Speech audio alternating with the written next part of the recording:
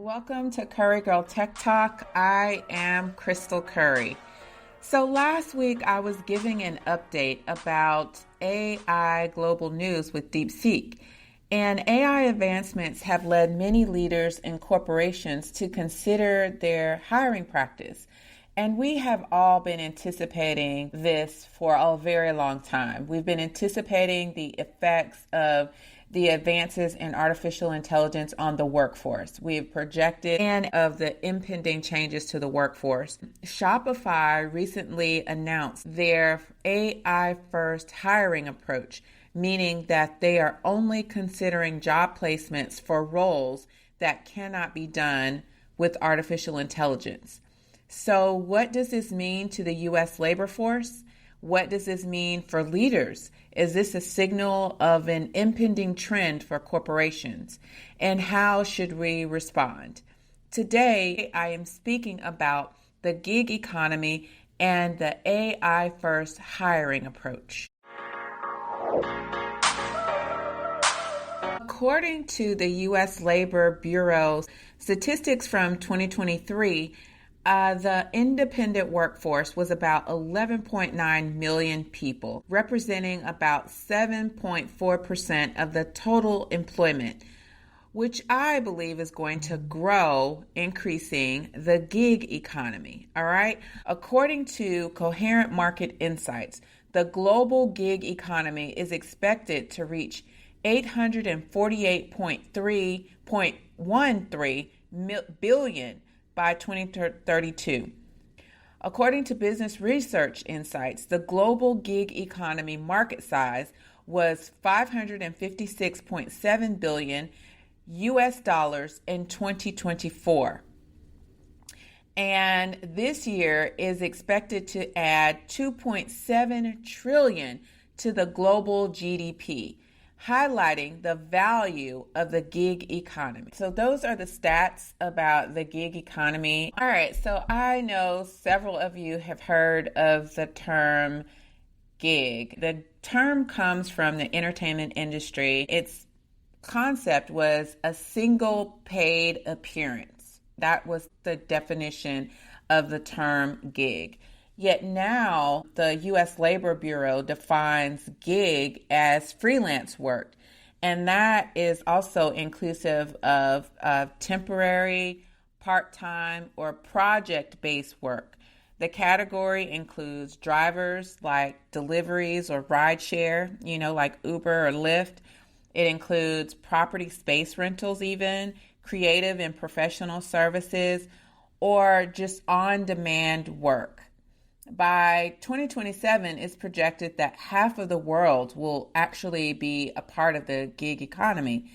And I know there are several reasons for this, which is part of the reason why I'm bringing up the topic of the AI first hiring approach with that, and how I believe the two of these kind of go hand in hand together, and how we're going to see an increase in the gig economy because of some of the changes going on with the projections for artificial intelligence and its effects on the workforce.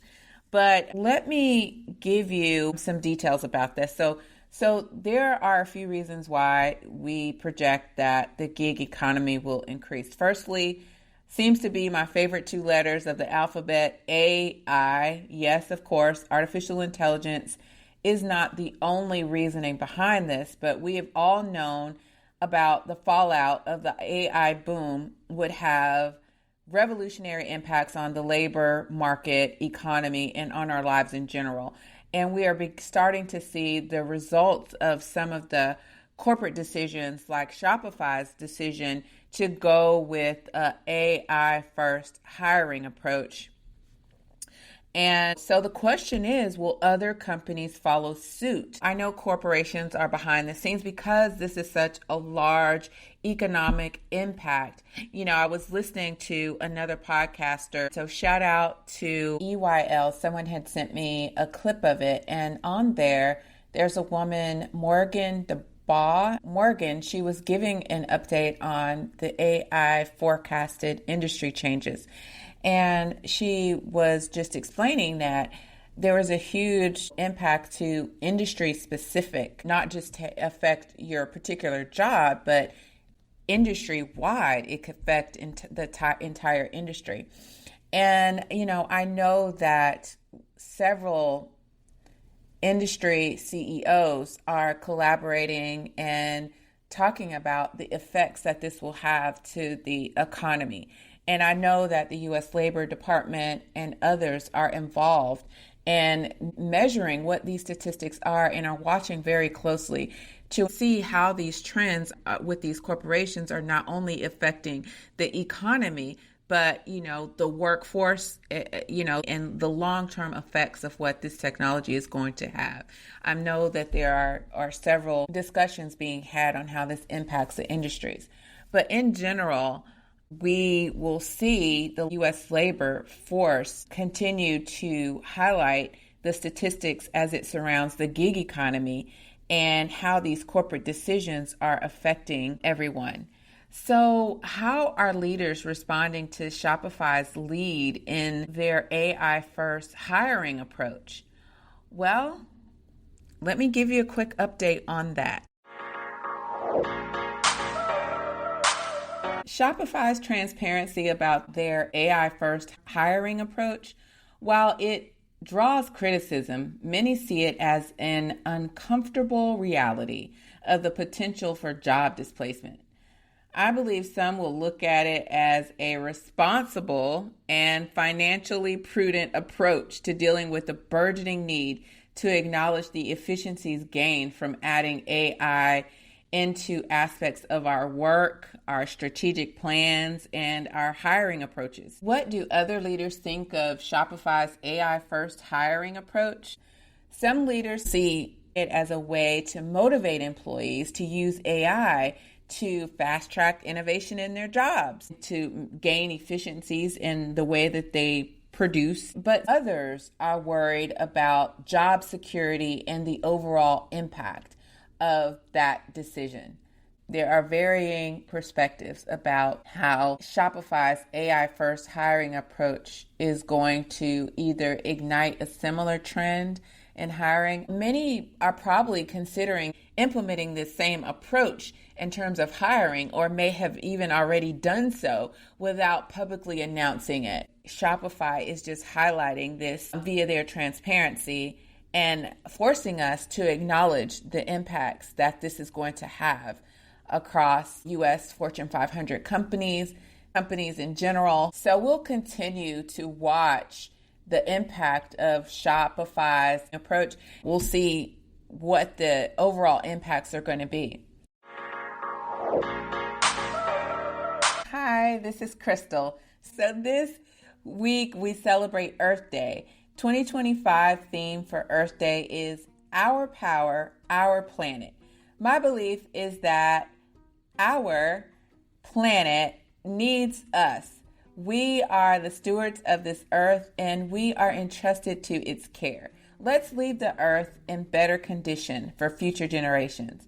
If you remember my interview with Dr. Laurie, he shared an awesome story about the effects of air quality, and he talked about some dumps in a nearby neighborhood and its effect on the air quality and health of its inhabitants, and how his team was able to use AI algorithms to help resolve the issue. And I also remember he talked about air quality changes from even just vaping. Vaping is actually terrible for you. Just saying, guys. If you haven't had a chance, check out my interview with Dr. Laurie. It was the very first episode of Curry Girl Tech Talk, where he was talking about machine learning and how he was able to use machine learning to further along his predictions and projections of weather patterns and even air quality. So learn to incorporate sustainable practices in everyday living and help the earth, because it powers our food, our health, our life. So check out the earthday.org website for more information. Happy Earth Day to you. All right, so I guess back to the Earth's inhabitants. We're talking about the effects of the gig economy and how it is growing as a popular component of the U.S. labor market. Often workers are driven to gigs as an alternate source of income, but it's quickly becoming a standard practice as corporations cut costs and hiring, as we talked about with the case of, AI first hiring approach with Shopify. A recent stat says that 51.2% of work will continue to be on premises. Then I also read that many businesses still face the complexities of moving to a cloud-based solution to support the flexibility and scalability of a remote workforce. All right, so this assertion I think is a bit misleading. And the reason why I say that is because truly in 2025, after the entire world experienced a pandemic that forced companies to shore up its technology, I believe it's just misleading that technology presents a barrier to supporting the workforce remotely. Even still, we see that companies implement mandates for workers to return back to on-site work. All right, now I'm not saying that all office work becomes unnecessary. It understandably depends upon the nature of the work, but I am saying that remote work should be an achievable and implementable policy and a standard option for modern day business. I believe that most employees are going to expect the ability to work from home depending on the type of work that it is, because you're not going to be able to convince most people that after the pandemic and all of us literally were working from home, most of us, except for key components of jobs, that weren't. And we're so grateful that they went to work every day, just in the midst of all of that. So grateful. But we know that most companies in general can support remote work. I believe that it also helps a conversation with CFOs, just acknowledging the remote work that we've done. CFOs and financial professionals, as they, put those pivot tables and those fancy financial models to work, because surely the real estate costs, office savings, supply costs offset the need in the prices of the internet fees associated with remote work. Here are more reasons for the boom in the gig economy. So independent work presents an attractive option for people, right? Some aspects of gigging or side hustles, it motivates people to opt into the gig economy because it provides work-life balance and the ability to control your time. It enables flexibility and ability to craft your own career narrative. It offers a freedom of sorts for individual pursuits and ambitions for the American dream and to chart your own course, whatever that may look like for you. All right, so I've seen stats where freelance, like even graphic designers or, creative content people can earn like $25,000 for a single gig, like for an ad campaign or other services.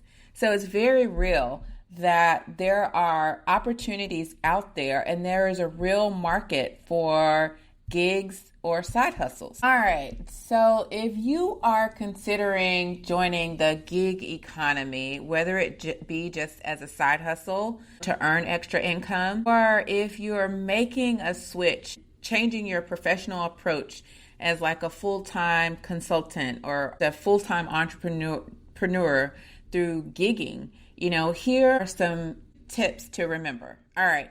So number one is consider joining the online world, officially offering your services online. Okay. In case you're not aware, there are sites like Behance.net, Fiverr,